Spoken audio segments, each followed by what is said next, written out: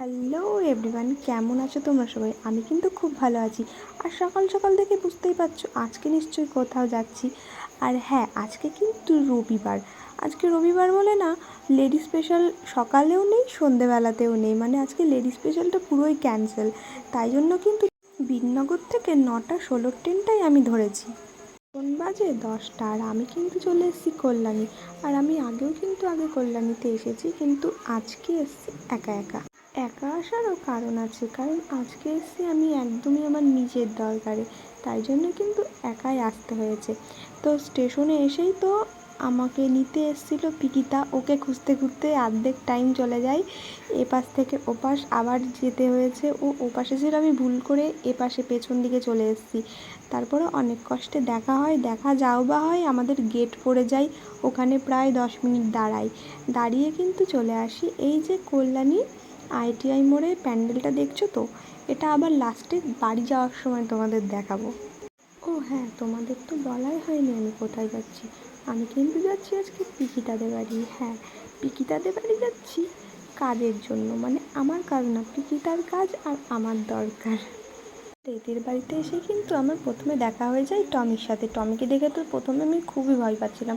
আর এই বাড়িতে শুধু টমি নয়, আর একটা বাচ্চাও আছে, আর ওই বাচ্চাটার না খুবই শরীর খারাপ, ওটাকে আর দেখাতে পারিনি ভিডিওতে।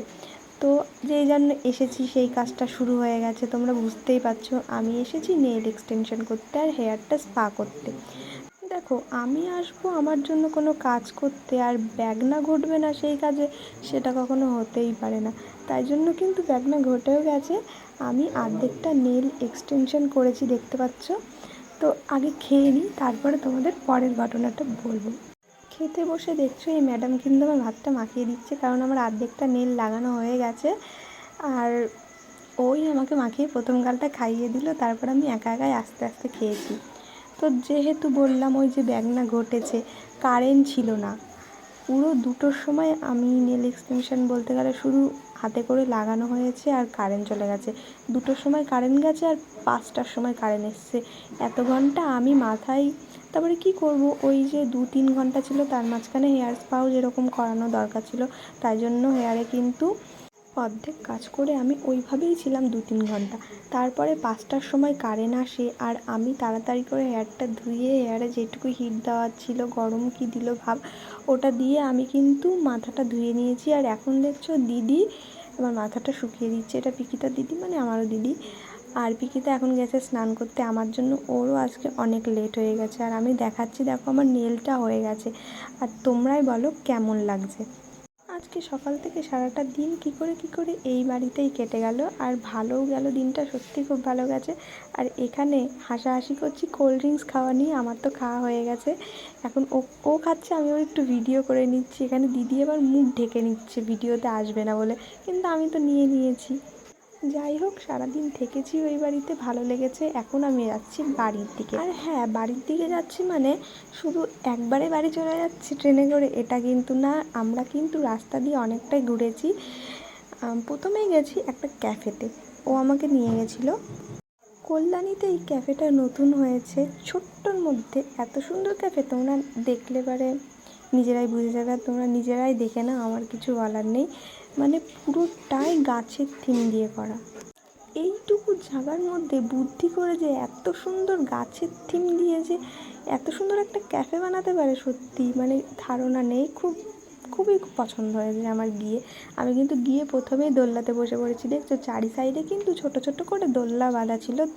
আমি কিন্তু দোলনাতে বসেছি, এরপরে কিন্তু চা অর্ডার দিয়ে দিয়েছিল। আর আমি চা খেতে খেতে গল্প করতে করতে চলে এসেছিলো চিকেন 65। এখানে কিন্তু পিকিতা খাচ্ছিলো, আমি বলছি কেমন হয়েছে বলো। ওই অর্ডার দিয়েছিল, আর আমি ওর কাছ থেকে রিভিউ শুনছিলাম। ও বলছিল ভালোই হয়েছে, আর গরম গরম খেয়েছে তো তাই জিভ পুড়ে গেছে ওর। পিকিতা তো খেলো, এবারটা আমি খাবো আর ও ভিডিও করবে। এরপরে কিন্তু ক্যাফে থেকে বেরিয়ে আমরা সোজা চলে আসি কল্যাণী স্টেডিয়ামে। এসে কিন্তু একটু ঢং চং রং মেখে ভিডিও করে নিচ্ছিলাম। কোন গানে জানো? ওই যে ট্রেন্ডিং গান আছে না এখন, গোলাপ ফুলের কাটা বড় বন্ধু সাদা মাটা, চোখের ইশারা বোঝে না। এই গানটাতে কিন্তু আমি একটা রিল শ্যুট করে চলে এসেছি। এরপর বললাম যে কল্যাণী ITIটা লাস্টে দেখাবো। এখানে এসে কল্যাণী ITI এসে কিন্তু আমরা অনেক ছবি তুলে ভিডিও করে চলে এসেছি। আর এখন যাবো আমি বিননগরে। তো ভিডিওটা আমি এখানেই আর বেশি বড় করছি না, কারণ একা একা যাচ্ছি আর যেতে অনেকটা রাত হয়ে গেছে। সারাটা দিন থেকেছি, খুব খুব খুব ভালো লেগেছে আমার, আজকের দিনটা খুব ভালো গেছে। আর কি বলবো, তোমাদের যদি আমার ভিডিওটা ভালো লেগে থাকে সারা দিনের, যদি ভালো লেগে থাকে তাহলে অবশ্যই লাইক, কমেন্ট, শেয়ার, সাবস্ক্রাইব করে দেবে। বাই।